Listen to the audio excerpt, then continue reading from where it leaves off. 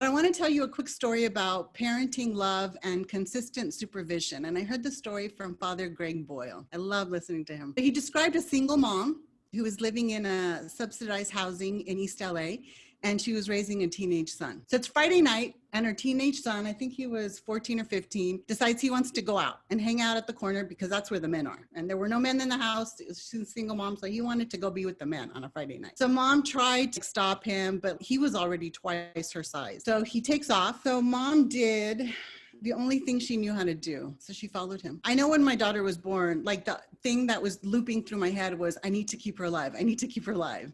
And so I can only imagine that that might have been what was looping through this single mom's head. It's like, I need to keep my son alive.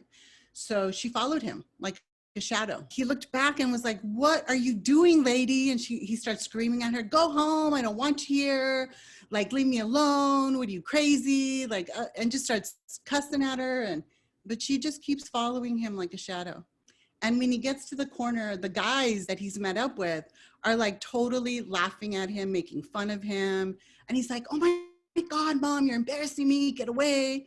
She doesn't budge. She stands guard like a sentry because in her mind, she's like, I need to keep my son alive. Finally, at 2:00 in the morning, he goes home and she follows him home. So now it's Saturday. He's hoping that it was just a phase, that she'll give up. And he bolts out of the house Saturday night, as soon as it gets dark. But mom still has that loop in her head. I need to keep my son alive. And so she follows him like a shadow. But this time, instead of making fun of him, the men on the corner actually see like, oh, this mother is claiming her son. This mother loves her son. And some of them are even thinking like, I wish I had a mom like that. I wish my mom had done that for me. So they stop ribbing him and teasing him. And they actually tell him like, go home, go home. So it's Sunday. What do you think he did Sunday night?